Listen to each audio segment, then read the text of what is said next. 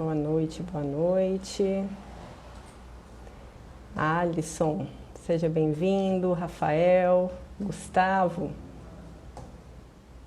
sejam todos bem-vindos. Nick Lore, Carla Pedra, o pessoal de Campos, o pessoal do Caparaó, sejam todos bem-vindos. Olá, Nick. Esperar o pessoal ir entrando devagarzinho.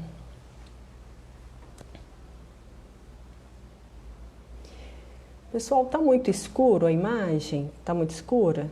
Carla, tá muito escura? Porque para mim aqui aparece bastante escuro. Elzira, seja bem-vinda. Lázaro, Bruno, professor do IFES, de Alegre.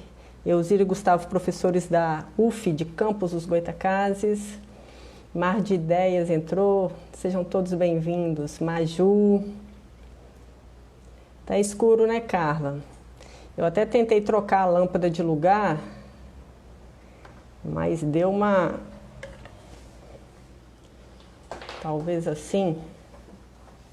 Juliana, Ecomuseu Natural do Mangue. Igor, todos sejam bem-vindos.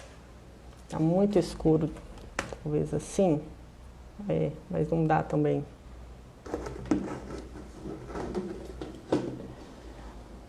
Olá, Maju. Nick, tá bom o vídeo? Mudamos aqui a posição da lâmpada. Mar de Ideias, tá bom, né? Obrigado, pessoal. Porque, enfim, tudo meio improvisado, né? Então coloca uma luminária num canto, outra em outro. Ah, então tá bom. Deixar assim. Gisele, seja bem-vinda novamente. Estava com a gente no teste. Pessoal, boa noite. Enquanto o nosso convidado ele não chega, vamos abaixar a câmera, Bruno. Poxa, Bruno, aí eu acho que vai cair. Ela está apoiada num suportezinho. E aí eu acho que se eu puxar mais para frente, se eu tentar abaixar, vai cair. Joia. Costa Pablo entrou. Andrade Ademari.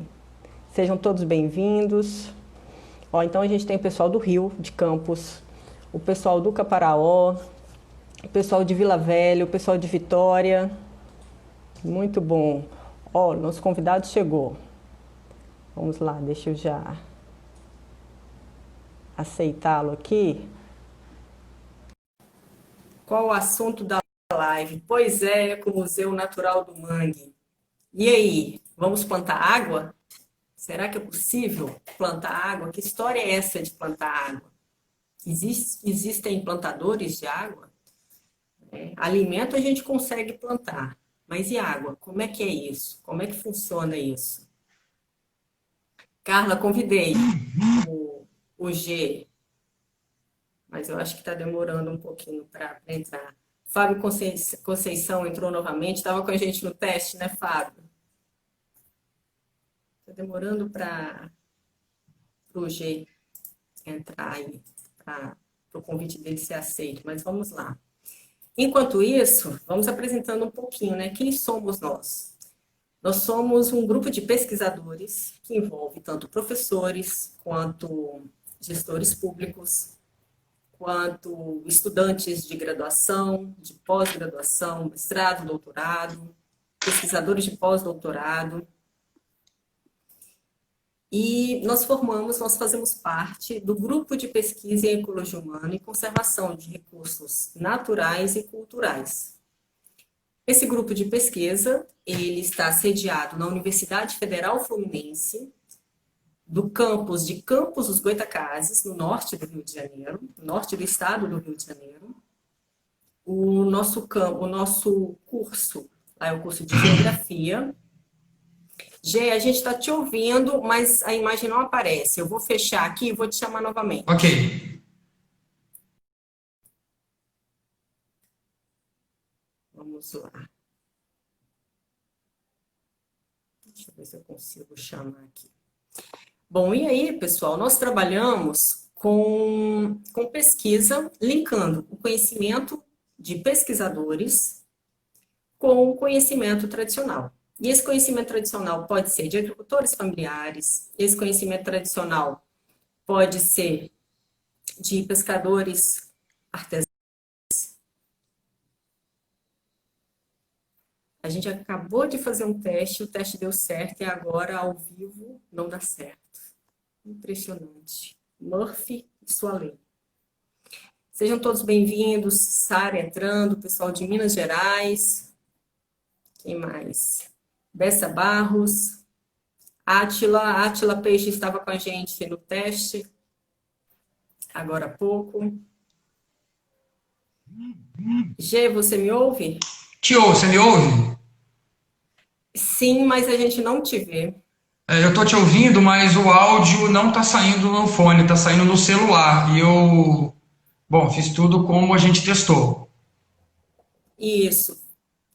Talvez você sair do Instagram e entrar Ok, novamente, tô, você acha tô saindo e vou entrar novamente. combinado? E aí, a gente realiza pesquisa envolvendo, então, esse conhecimento tradicional dessas comunidades com o conhecimento de pesquisadores.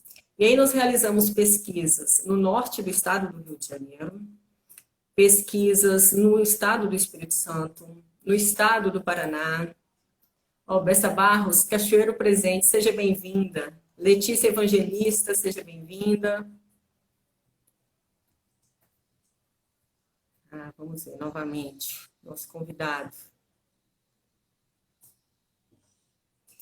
E aí, nós, então, realizamos a pesquisa, o ensino. O que é o ensino? São as aulas dentro como somos professores universitários, pesquisadores universitários, nós realizamos pesquisa e ensino dentro das universidades, pesquisa fora das universidades e a extensão. O que é a extensão? A extensão justamente é a parceria entre universidade e sociedade. É o momento em que a sociedade entra na universidade e, ao mesmo tempo, a universidade entra nas comunidades, entra na sociedade.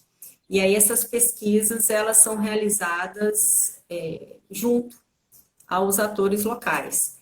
Gê, você ouve a gente? Eu ouço, você me ouve? Sim, mas a gente não te vê. Sério? Eu tô me vendo. Você vê a gente também? Vejo você. Aparece. O convidado está aparecendo para vocês, pessoal? Não, né? Eu não sei realmente como. Talvez você reiniciar seu celular? Pode G, ser? não sei. Pode, pode. Então tá, vou fazer Aí, ó, o isso. pessoal tá. Joia, vai lá, enquanto isso a gente vai conversando. E aí, pessoal? O Fábio aí falando para reiniciar, né, o celular, né? Não estão vendo. Ele vai reiniciar o celular e aí a gente continua conversando. Toda live nossa tem que ser com muita emoção, sempre, toda vez. Porque senão, né, não dá certo. E aí, uma prerrogativa para as nossas lives darem certo e fazerem sucesso, depois é justamente isso. Bom, pessoal, e então para realizar essas pesquisas, a gente aborda temas relacionados à questão ambiental, né, desde conhecer animais, conhecer ecossistemas, conhecer o ambiente, mas também a relação entre mega empreendimentos e as comunidades. Por exemplo, portos, como que portos e comunidades e cidades, qual a interferência desses mega empreendimentos sobre a vida de comunidades, a vida nas cidades, tem interferência positiva, negativa, como que funciona isso?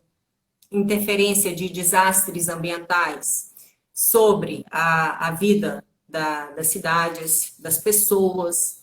né? Então, isso tudo a gente estuda junto com as comunidades. E essas comunidades, em sua maioria, são as comunidades tradicionais.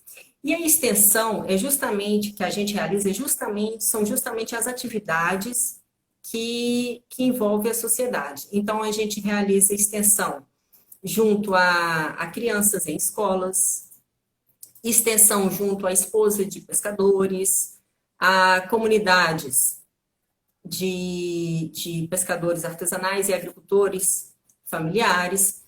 Então, toda essa relação que a gente pode chamar de educação ambiental, mas tentando entender a percepção da comunidade com o conhecimento tradicional, a gente, a gente aborda.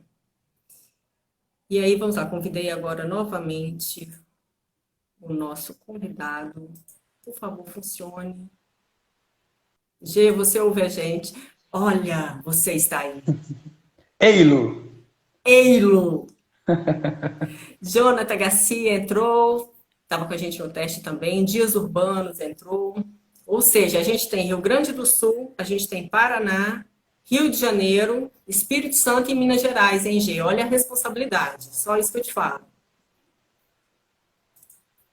É uma responsabilidade, sim, mas ao mesmo tempo é uma honra e um espaço nobre. Ai, que delícia! A gente está conversando um pouquinho aqui. Ô, Santa Catarina, o Mar Sim. de Ideias de Santa Catarina. Olha bem. Rapaz, é muita Opa! gente, hein? Bom demais, hein? Bom Então, para a demais. gente dar uma agilizada aqui no processo, vamos apresentar o nosso convidado. Esse é o famoso G. O G chama-se Geraldo José Alves Dutra, mais conhecido como G. O G é da região do Caparaó, do sul do estado do Espírito Santo. Ele é historiador, ele tem formação em história, especialização em História do Brasil, Educação Ambiental e Recursos Naturais. Ele é mestre em Agroecologia, ou seja, vai ter muito assunto aqui pra gente, ó. Ferrari Luiz entrou, Paulo Vitor, o Bruno já fazendo balbúrdia, Palhaço. Marli Alves, o Kleber novamente aqui com a gente. E Boa aí, noite, pessoal, pessoal. o G, ele trabalha com agroecologia, mas o mais legal, o mais interessante é que é justamente um pesquisador falando a linguagem da ciência, unindo a linguagem tradicional, do conhecimento tradicional. E aí, antes da gente começar essa fala com o G, eu preciso ler uma única frase de um livro que ele foi coautor. O livro foi publicado em 2015 e chama Guardiões da Cachoeira da Fumaça.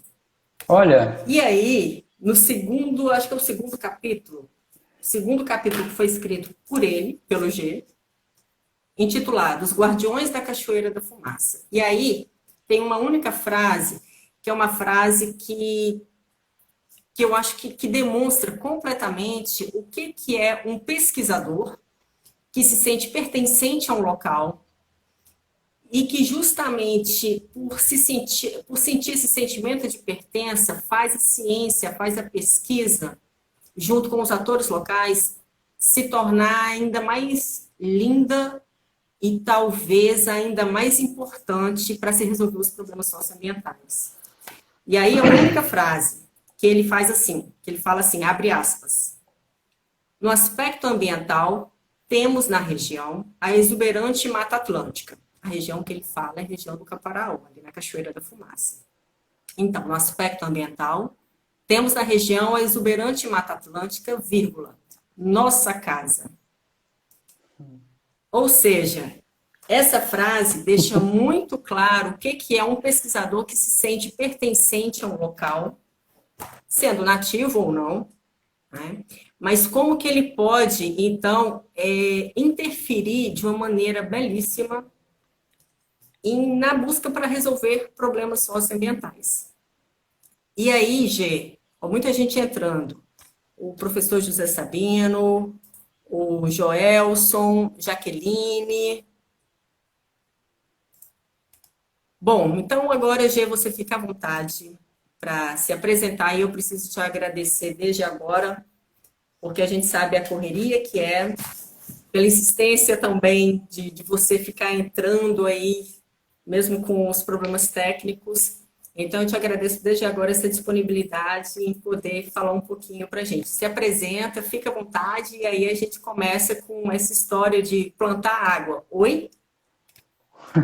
Oi? Então, já passou 15 minutos, né? Bom, Camila, quero agradecer, antes de tudo, o convite, né? E a confiança de que eu possa contribuir com as pessoas que seguem o grupo Ecologia Humana.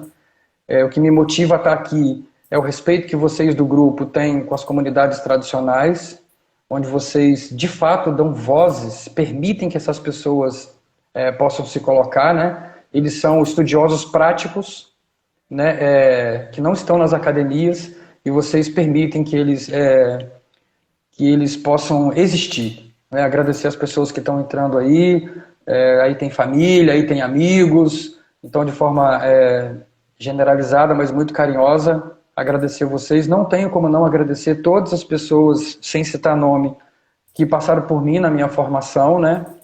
Seja na academia, seja nas ações. Eu tenho referências importantes para mim, que a gente chama aqui na região de Ecossauros, Twin, Dalva-Ringer, por exemplo, né? Mas eu tenho também, nesse último momento do meu mestrado em agroecologia, o professor Bruno Preto, o professor Sofiati, o professor Pádua, e meu orientador, o professor Jefferson, que com ele eu aprendi, uma das coisas mais bonitas que eu aprendi a paciência que ele teve comigo, o amor sempre vale a pena, né? Então são pessoas muito importantes para mim, que me estimularam de certa forma, grandiosamente, mas eu tenho uma referência para mim, com todo respeito mesmo a todas essas influências, inclusive do que eu li, ao Newton Campos, que é um professor que me ensinou como fazer, e não o que tem que fazer. Então, com o Newton eu aprendi, é assim que faz, G. E ele é uma referência importante para mim nesse contexto de pegar e de fazer. Bom, você já me apresentou, mas nós não somos do Sul, nós somos do território do Caparaó. Estão fazendo uma correção, porque é importante isso, tem a ver com essa pertença, tem a ver com essa novidade que eu vou descobrindo na educação ambiental, que é trabalhar o pertencimento. Eu sou dessa terra, dessa região, essa região é minha, eu pertenço a ela e ela me pertence. Então, acho que é por aí. Então, agradecer a todos vocês, o espaço, né, as pessoas que me influenciaram até agora, né, para eu poder estar aqui e espero contribuir. A fala vai ser ainda mais rápida, né, já passaram 20 minutos, então fiquem à vontade para as perguntas e a Camila vai organizando isso aí na medida em que a gente for batendo papo. Plantar água? Oi? Pois é, lá vem você com esse tema, hein? E aí? Mas então vamos falar do Caparaó. Como é Sim. que funciona aí, né? O Caparaó a gente sabe que está ali em Minas Gerais e está no Espírito Santo.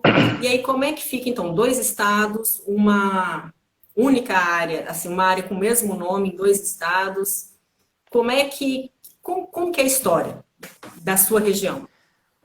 Então, para falar de plantar água, e para falar desse plantio de água na nossa região, só como referência para as pessoas que sabem onde é o Espírito Santo, geograficamente imaginando um mapa, sabem onde é o Minas Gerais, nós estamos aqui na divisa, né, de Espírito Santo com Minas Gerais e Rio de Janeiro, essa tríade.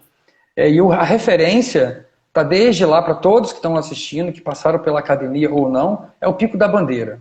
A referência geográfica para nós aqui, como cume, tem outros pontos importantes, é o Pico da Bandeira. Mas, quando o Brasil era colônia, era proibido sair do litoral e chegar às Minas Gerais.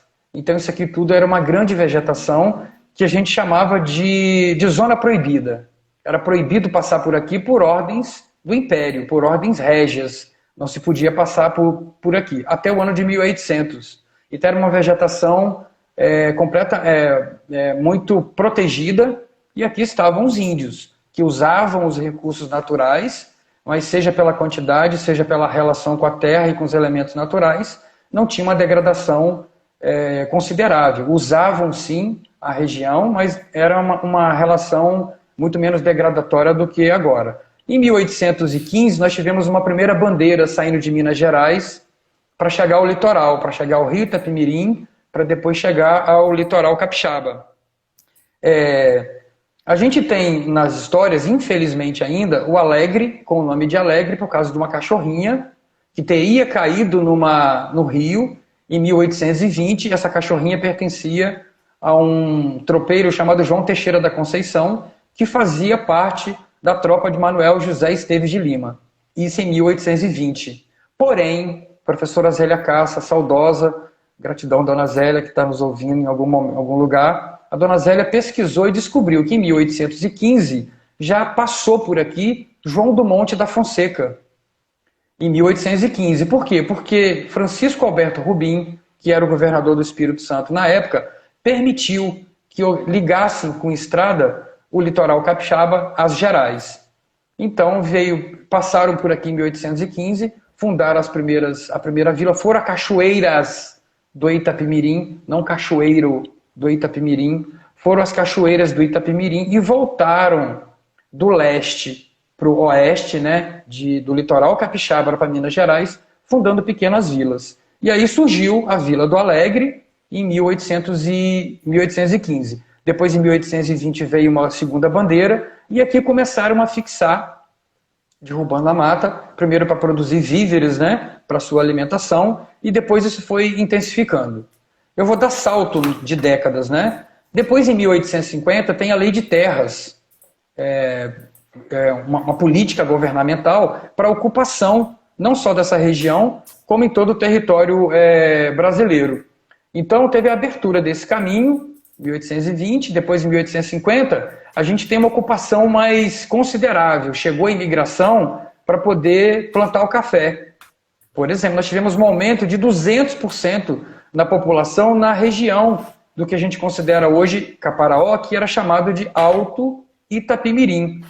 Então, daí começou uma prática de desmatamento, né, para poder plantar o café com mais pungência. Mas antes disso, do café, quando não existia por aqui, ainda era cana.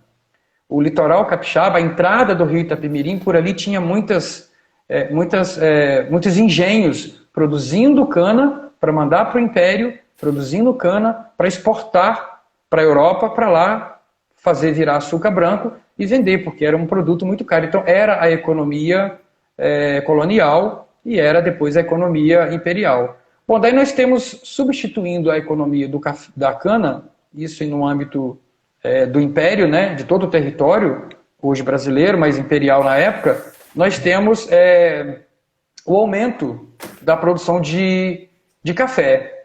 Essa produção de café realmente desmatou-se muito para poder colocar o café, para poder aumentar a expansão do café. E a gente teve crises, né? Em 1929, muitos cafezais foram erradicados, e depois a gente tem aí na década de 60 uma superprodução mundial de café que também fez com que muitos cafezais do Espírito Santo fossem arrancados. Mais de 70% dos cafezais foram arrancados. Então você tem a cana, depois você tem o café, e como o café está em queda, chegou o gado.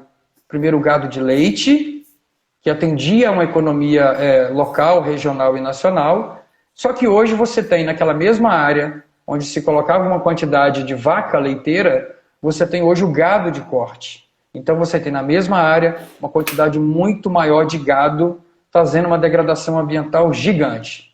Porém, tanto o café quanto o gado é uma economia local muito importante. Gratidão a quem planta café, gratidão a quem tem o gado, que todo dia faz chegar, como agora há pouco, o queijinho na minha mesa. Então isso é muito importante. Para a história ambiental, é preciso que a gente considere essas duas vertentes, né? Bom, em algum momento nessa produção de café chegou a locomotiva. A locomotiva chegou aqui em 1887 em Rive, e em 1912 passou por Alegre. Foi realmente um momento de aceleração do desmatamento, do desflorestamento da Mata Atlântica na região, porque a locomotiva precisava passar, então tinha que abrir espaço para a máquina passar. A locomotiva usava madeira de lei para fazer os dormentes, para colocar sob o trilho, para que o trilho pudesse passar com a máquina. E a madeira era usada para poder ir para as caldeiras das máquinas, para poder produzir o vapor, para a máquina ligar o litoral, passando pelo Espírito Santo, ligar a Minas Gerais. Então você tem assim, globalizou realmente a vida, agilizou a troca de mercadoria, acelerou a urbanização e contribuiu para uma nova dinâmica social e econômica da região. Então são fatores que degradaram a região, sim, mas que tem esse aspecto que a gente precisa entender, conhecer, para poder entender o que aconteceu. Foi, de certa forma, uma falha, vamos dizer assim, um acontecimento, e a gente precisa usar isso agora para poder isso não acontecer de novo. Então foi uma derrubada muito gigante, muito considerável, por esses aspectos da economia. Então a economia precisa acontecer, mas a gente precisa também de uma conservação ambiental. Então, toda essa, e de forma muito rápida, essa ocupação desordenada reflete hoje em muitos problemas ambientais que a gente tem em toda a bacia do Rio Itapemirim. Nós temos aqui, no Caparaó, 3 bacias hidrográficas. A bacia do Itapemirim, que corta aqui Alegre, a bacia do Itabapuana, que passa em Guaçuí, e a bacia do Rio Doce, porque parte das águas do Caparaó vai para o Alto Rio Doce e que vai lá para Linhares. Então é uma região com 3 bacias hidrográficas e que tem, sim, problemas hídricos, né, na região. Bom, essa ocupação foi uma forma, e o projeto Plantadores de Água foi uma forma diferente de lidar com o solo e com a água. E aí, bom, é isso. A ocupação do solo foi dessa forma. Joia. Gê, é bom, é muito legal ouvir, né? Um historiador falando de história ambiental, mas também falando não só da geografia, do aspecto físico, mas desse aspecto social, e como que foi essa ocupação antrópica com diversos ramos econômicos ao longo dessa pequena explanação, mas com bastante informação.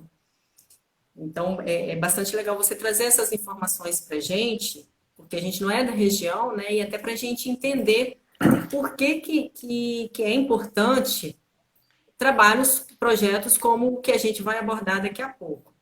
E aí eu tenho que falar que está entrando muita gente. Panos da Nativa, Marcos entrou, o William, que é nosso aluno lá da Geografia, ex-aluno, Anderson, da Azevedo Almeida. Então tem muita gente. Cris Essa, Antônio Dias.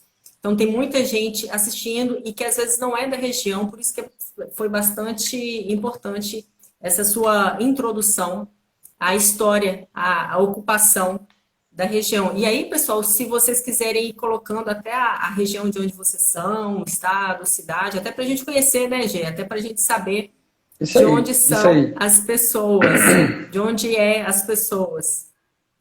Que aula de história o Anderson está falando. Realmente, Anderson, que aula de história. É puxa-saco, né? É puxa-saco, é irmão. Ei, gratidão, rapaz. Irmão, gratidão, família. A família tá aí. Gratidão. Tá vendo a marmelada? A pessoa combina para todo mundo assistir, assim funciona. E aí, Gê, devido ao nosso curtíssimo tempo, pode crer. Eu acho que seria já interessante, porque a gente já tem pergunta sobre os plantadores de água. Que história é essa de plantar água? Só antes, Cris Essa falando. Tá assistindo do Rio de Janeiro, mas é de Celina. Joia, muito bacana. Muito bacana. E aí, então, fala pra gente que história é essa de plantar água? Então, Cris, a gente tem... Camila, a gente tem esse histórico de ocupação, né? Rapidamente aqui, às vezes, mesmo quem é de Alegre que está assistindo, ainda acha que Alegre é por causa da cachorrinha. Rapidamente, os estudos já mostram que está associado ao Rio Alegre. Os tropeiros passavam por aqui, estavam passando fome, tomando flechadas de índio, mandaram um documento para os sertões aqui do Itapemirim e receberam ajuda. Chegou comida, chegou material bélico para confrontar com os índios, e aí estavam próximo de um rio, e aí ficaram alegres, eufóricos, por conta da comida e dos mantimentos chegando, deram o nome ao riacho de Riacho Alegre, e por isso que nós somos do Alegre, do Rio Alegre. Então o nome do Alegre é histórica, né, uma versão histórica, comprovado, é um sentimento de euforia, um sentimento de alegria, por isso o nome Alegre, e não a história da cachorrinha que não precisa desaparecer. Bom, essa ocupação se deu de forma desordenada, de forma de desmatamento e tudo. E aí vem o plantadores de água. Já existia uma organização, uma demanda dos agricultores familiares, né, reunidos aqui na rede da agricultura familiar, em Alegre. E aí a professora Ana Cláudia Meira, que é da UFES, conhecia o Newton do sítio Jaqueira, que já tinha uma experiência de 30 anos de plantio de água, e sempre foi ridicularizado. Essa é a expressão para falar bem, bastante teor. E ele sempre foi ridicularizado porque falava da necessidade de plantar água. E hoje o Newton é uma referência regional e está até em outros estados, né, fora da região sudeste, levando o que é o plantio de água. Bom, existia demanda. Precisávamos, então, cuidar da gestão do solo e da água de uma forma diferente. A professora Ana Cláudia pegou a experiência do Newton, sentou com o Sindicato dos Trabalhadores Rurais de Alegre, ouviu a rede da agricultura familiar, que é formada por associações de agricultores familiares, e reuniu uma parceria com o IFES, com a UFES, com a Incapé, com a Prefeitura de Alegre, e juntou Sítio Jaqueira, experiência do Newton, de 30 anos plantando água, Capixaba, que é o grupo de agroecologia aqui da região, do Alegre, né, e da região, e o Sindicato dos Trabalhadores Rurais de Alegre, que foi o proponente, e escreveu o projeto Plantadores de Água. O projeto Plantadores de Água foi patrocinado pela Petrobras e foi desenvolvido nos anos de 2013 e 2015. Bom, o projeto foi escrito para pegar o que o Newton fazia e reproduzir em 8 propriedades rurais, que nós chamamos de UPEPAs. É uma sigla, Unidades Participativas de Experimentação em Plantio de Água. O projeto foi feito com os agricultores familiares e não para os agricultores familiares. Então a metodologia a gente chamou de experimentação participativa, que já tem publicações falando sobre ela. A experimentação participativa, então, permite que os proprietários rurais, às vezes gerenciando as suas propriedades de forma errada, mas também têm experiências importantes, assertivas. Então nós trocamos experiências. Os técnicos do projeto Plantadores de Água com os agricultores familiares, que também têm as suas experiências. E aí foram 27 dias de campo, 27 sábados, onde nós nos reunimos nessas 8 propriedades de forma alternada, e a gente juntou pecuarista, agricultor familiar, professor, estudante, técnicos na área de extensão rural, e reproduziu nessas propriedades o que o Newton já fazia no sítio Jaqueira Agroecologia. Então, quais técnicas que a gente desenvolveu lá? Fazendo junto, não fazendo para. Nós desenvolvemos, implementamos, né? Vou falar sobre todas elas. Caixa seca nas estradas, terraço de contenção, normalmente nas lavouras e em outras áreas, e caixas cheias. Lidamos com esses 3 tipos de buracos, que eu vou explicar melhor, para segurar a água da chuva. Porque choveu, a água ou infiltra ou a água vai embora. Então, como a gente falou antes do gado, nós temos muita pastagem na região e muita pastagem degradada. O gado e o café, as duas economias, não são culpados disso.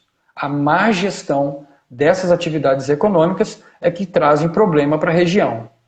Bom, e aí nós cuidamos de nascentes e aí nós cuidamos de áreas de preservação permanente, que são áreas que precisam ser muito bem cuidadas, porque elas têm uma importância enorme nas propriedades. E também fizemos fossas sépticas. Por quê? A água já estava melhorando, mas o cocô das famílias, do curral, ia para dentro d'água. Então vamos lá. O que é plantar água? O que é uma caixa seca? É uma tecnologia social que contribui para que as estradas não fiquem degradadas, não permite que a água da chuva, que é enxurrada, vá para dentro do leito. Não permite que a água de chuva vá para dentro da água, e essa água captada nessas caixas depois infiltram e vão abastecer os lençóis freáticos. Então, imaginemos uma estrada, para tentar ser um pouco técnico no que é uma caixa seca. Imagina uma estrada rural. Você pega a declividade dela, corta em 45 graus a estrada, e no cantinho dessa estrada você faz uma caixa. O plantador de água optou de fazer isso de forma mecânica, manual, para que o agricultor pudesse aprender a fazer e reproduzisse na sua propriedade com mais quantidade. E para que as pessoas que nos acompanharam nos dias de campo também aprendessem como fazer e fizessem nas suas propriedades. Porque a máquina, para fazer, não é uma realidade fácil, porque tem custo. E nós, infelizmente, ainda não temos políticas públicas, como já tem em alguns municípios, para fazer essas caixas secas. Então, uma caixa seca cantinho da estrada, faz um buraco para que essa água da chuva caia ali. E coloca um cano para que em cima, na parte de cima, para que essa água verta para uma outra caixa. E você faz isso sucessivamente, estrada abaixo, para que a água possa ir ficando nas caixas secas que você vai fazendo. Em algum momento ela pode encher todas e vazar para dentro dos brejos e dos rios, mas aí grande parte da terra já ficou, e isso mantém as estradas muito bem controladas, com pouca costela. As caixas cheias são os brejos, que hoje está gigantemente drenado em toda a região do Caparaó, para que o gado possa usar o brejo, porque o pasto está seco. Então as pessoas têm drenado, os proprietários rurais têm uma prática de drenar, de fazer um corte no brejo para que a água vá embora. E esse lugar que é charco, que é água onde o boi atolaria, essa água vai toda embora. Então toda a chuva que vem, a chuva acaba que vai embora muito rápido, porque existem existe esse dreno de brejo.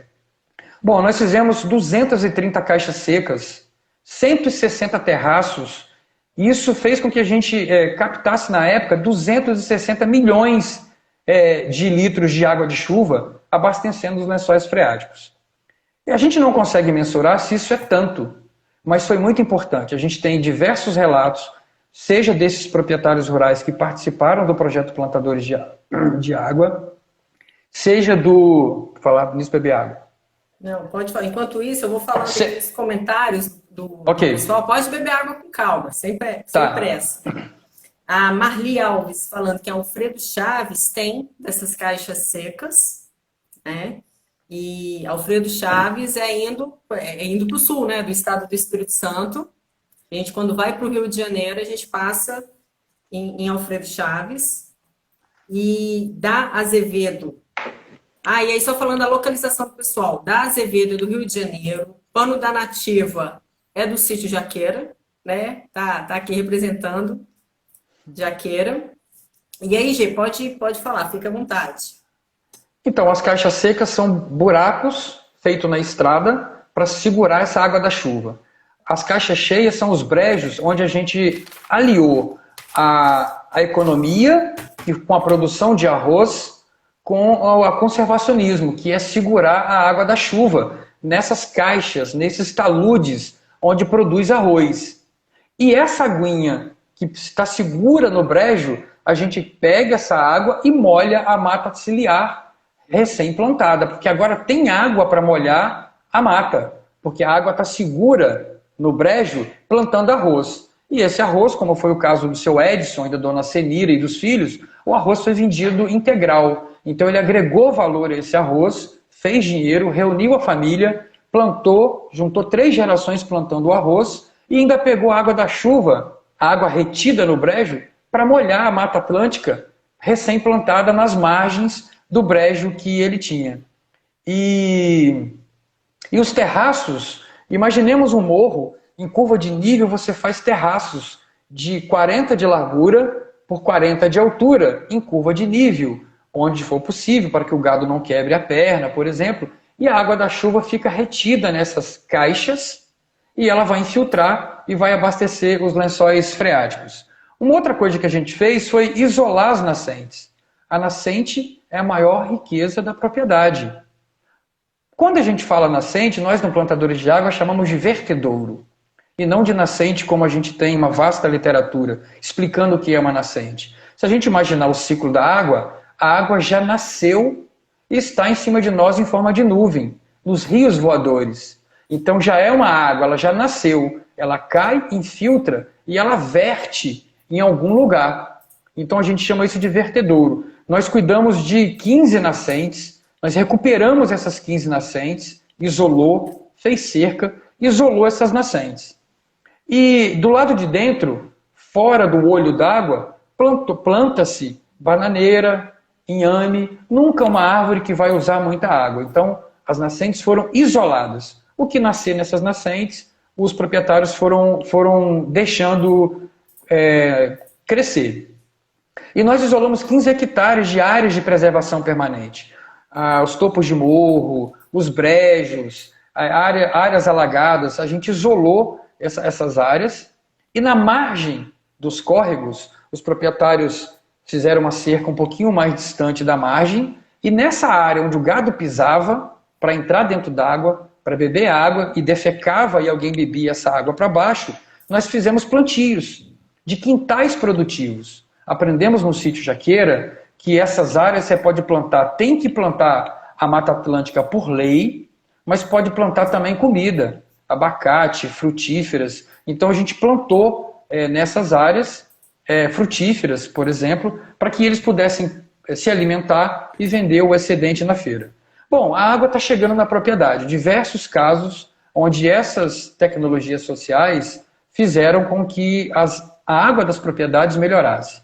Foi assim na propriedade do Rivelino, foi assim na propriedade dos Mauri na Lagoa Seca, foi assim na propriedade do seu João Afonso da Dona Antônia.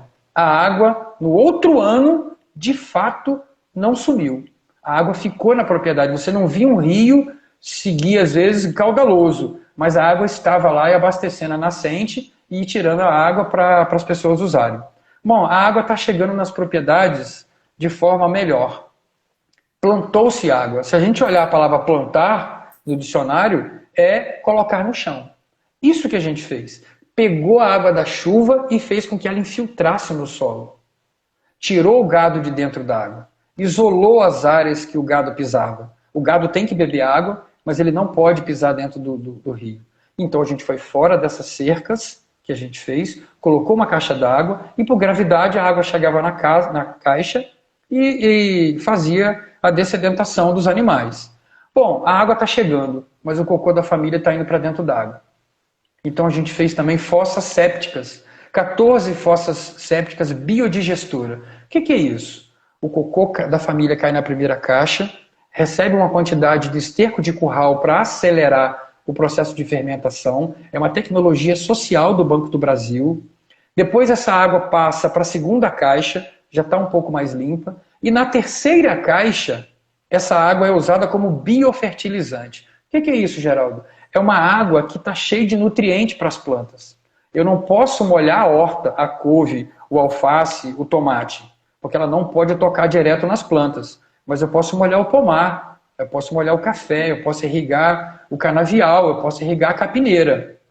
Então as fezes da família, o cocô da família que antes poluía a água, que alguém ia beber para baixo, deixou de poluir a água e ainda virou economia para o agricultor.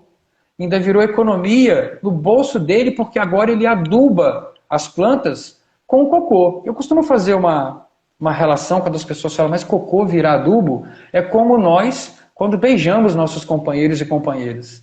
Se a gente pisar no cuspo deles no chão, é uma nojeira, mesmo eu da minha esposa em relação a mim, você, Camila, com o Rafa, e o Rafa com você. É nojento o cuspo, mas a gente beija na boca.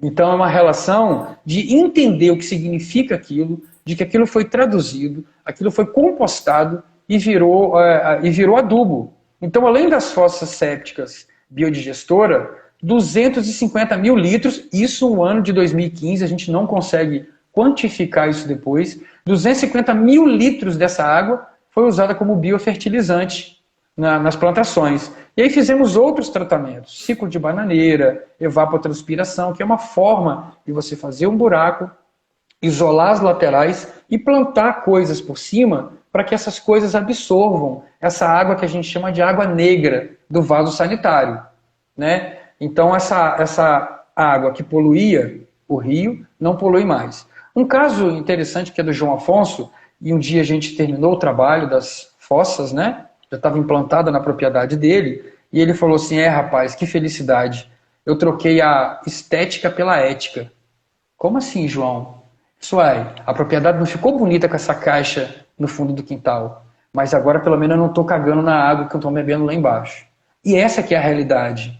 Ele entendeu que ele trocou a estética, a beleza do quintal, por uma relação ética com quem está para baixo dele. Ele não joga mais cocô dentro d'água. Olha que bonito isso. Estou falando um caso do João Afonso. Tem diversos casos de outras famílias que também têm essa relação bonita, aprendida no projeto Plantadores de Água.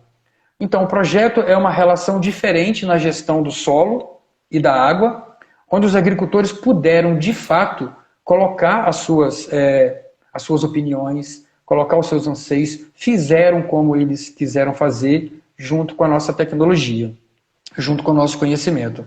O projeto basicamente tem duas linhas de ação: educação ambiental ou reeducação, como eu tenho tentado falar, conversar com as pessoas, porque é uma educação diferente. Não uma reeducação, talvez, mas uma educação feita de forma diferente. Porque a degradação que a gente causa hoje, a educação que nos ensinou. Os bancos escolares também nos ensinaram isso. E a gente está vendo que esse regime, esse sistema não funciona mais. A nossa região tem, sim, seríssimos problemas. Então a gente fez educação ambiental e a gente fez tudo isso nos princípios da agroecologia.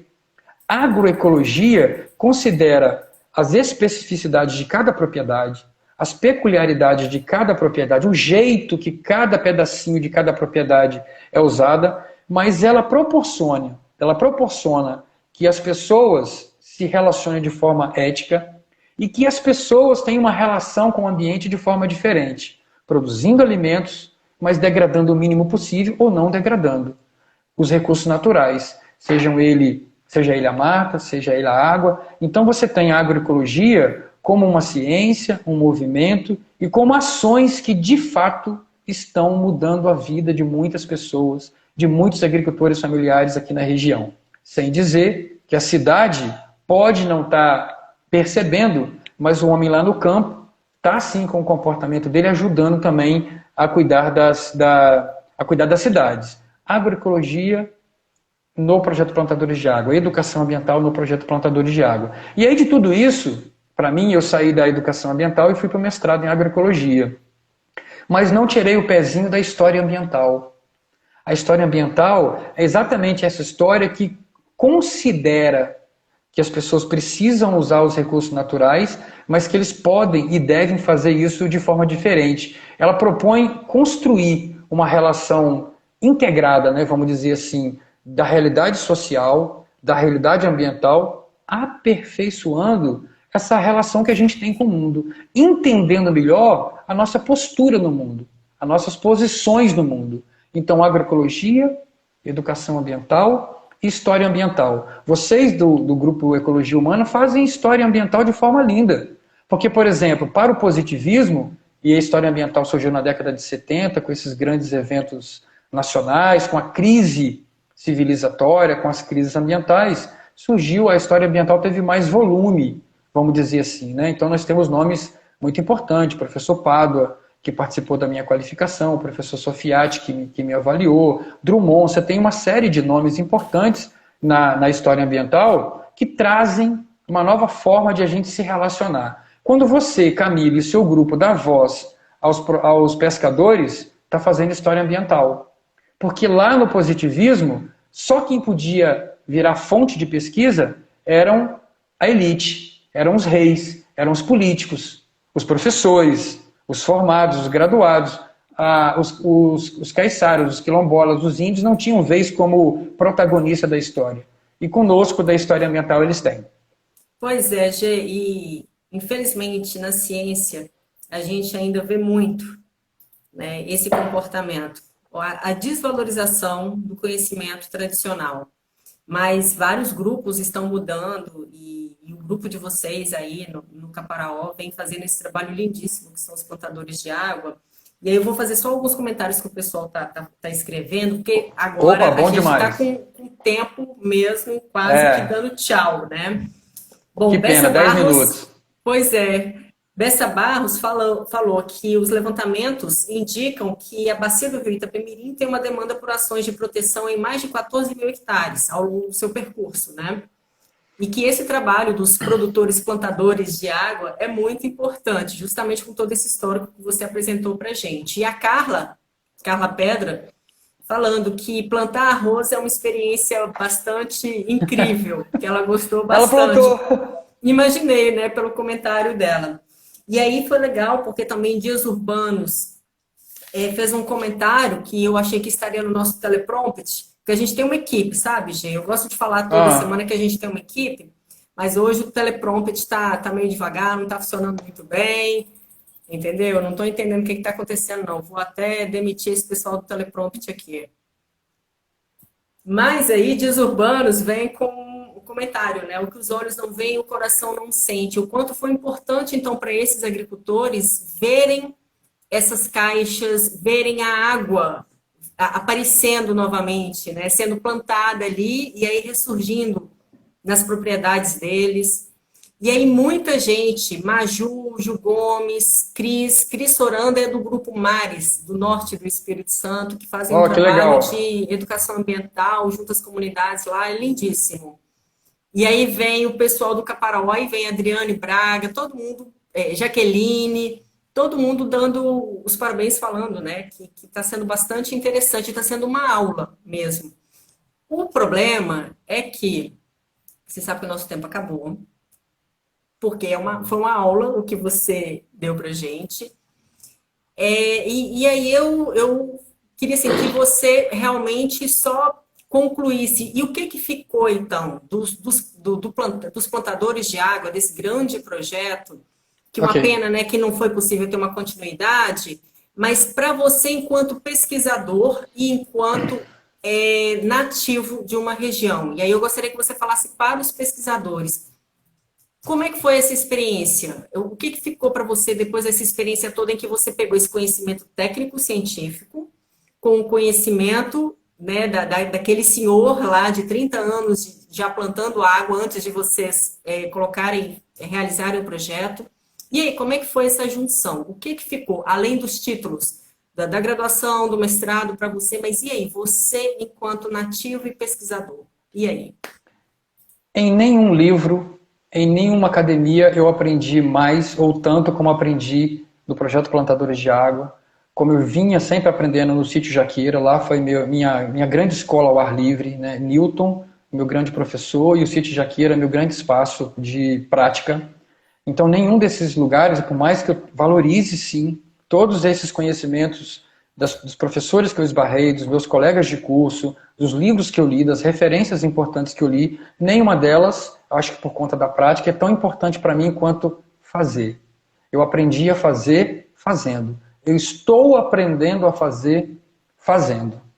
E aí, de todo esse movimento do Plantadores de Água, eu tenho um início, vamos dizer assim, no consórcio Caparaó, né? Foi muito importante para mim, muitos encontros de educadores ambientais, muitas práticas aconteceram por aqui, mas o Plantadores de Água foi, de fato, um divisor para mim.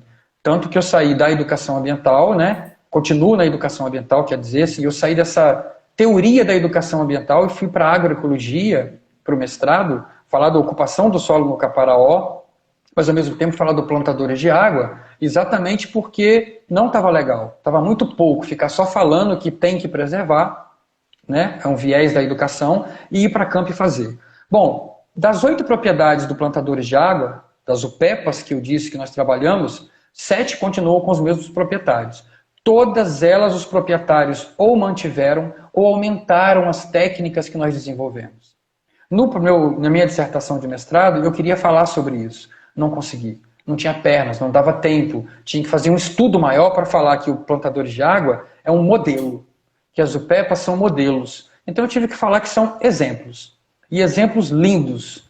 Quem quiser saber como plantar água, venha para o Caparaó conhecer a região, que tem problemas sim, mas é um local onde a gente de fato está plantando água. Bom, de todo esse movimento do Plantadores de Água, surgiu a Plantágua.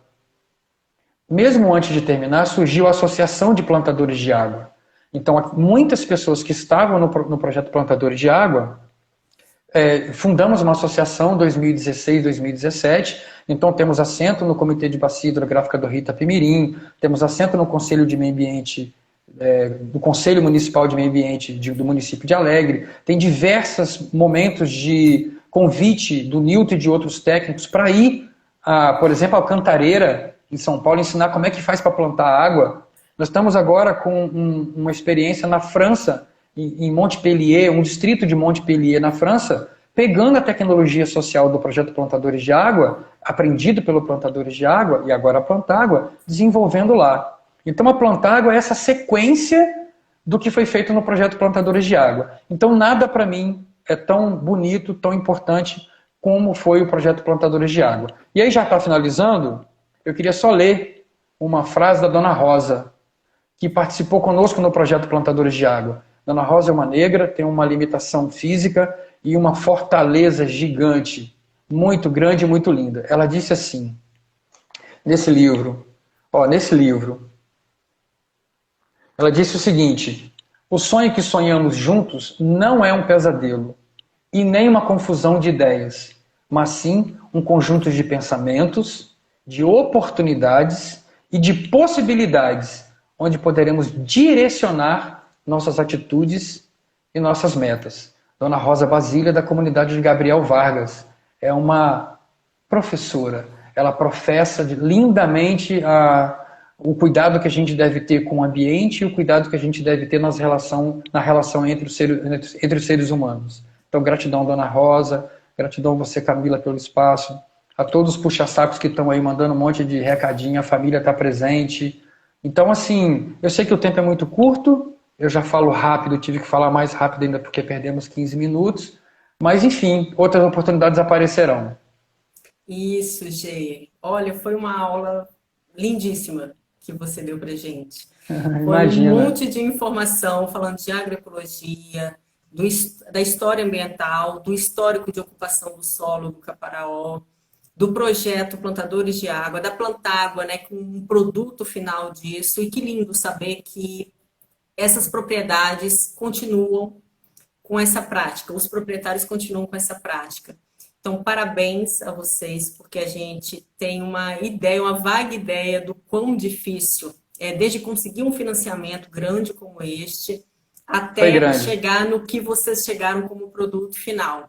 E a gente do Grupo de Ecologia Humana que tem que agradecer pela sua experiência, pelo conhecimento que você passou.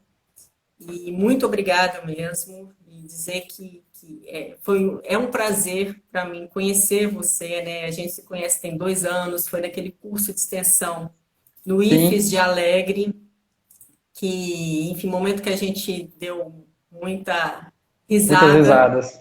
E né? muita formação. Ai, que bom, que bom. Foi muito bom, muito bacana, bom. Né? É. Então, eu preciso agradecer mesmo. Infelizmente, a gente precisa encerrar, faltando assim, uns minutinhos antes, porque parece que o Instagram, ele dá uma cortada no negócio, que aí fica bem fechadinha a nossa live. Então, eu que agradeço e teremos outras oportunidades para a gente poder conversar. Sim. Tá bom? Ok. A sugestão ainda, acho que ainda está no ar, para quem está nos ouvindo, vai no Google e digite Projeto Plantadores de Água, porque tem lá um link onde a gente... um link onde você vê um filme de 27 minutos do que foi uma síntese do Projeto Plantadores de Água. Acesse em Sítio Jaqueira Agroecologia, que vai cair. Inclusive tem tecnologia nova chamada caça-chuvas. Uma outra forma de plantar água que não estava no Plantadores de Água. O que é um caça-chuvas? Então a gente tem isso acontecendo... A gente tem isso acontecendo aqui. E a gente tem na região o grande capital social, o grande capital que é pessoas. E a gente, de fato, não está esperando as políticas públicas, que são muito importantes. Elas têm que existir. A região está muito realmente degradada, tem problemas, mas é uma região muito bonita e uma região com pessoas realmente fantásticas. Então, gratidão a todos que participaram, a todos que fizeram parte da minha vida para eu estar aqui agora nesse momento. Gratidão. Venham conhecer o Caparaó. Isso aí, isso aí. Pessoal, obrigada a todos que assistiram. Gê, muito obrigada. Um beijo grande para todo mundo. Tchauzinho. Gratidão, Camila. Valeu, pessoal. Tchau. Tchau.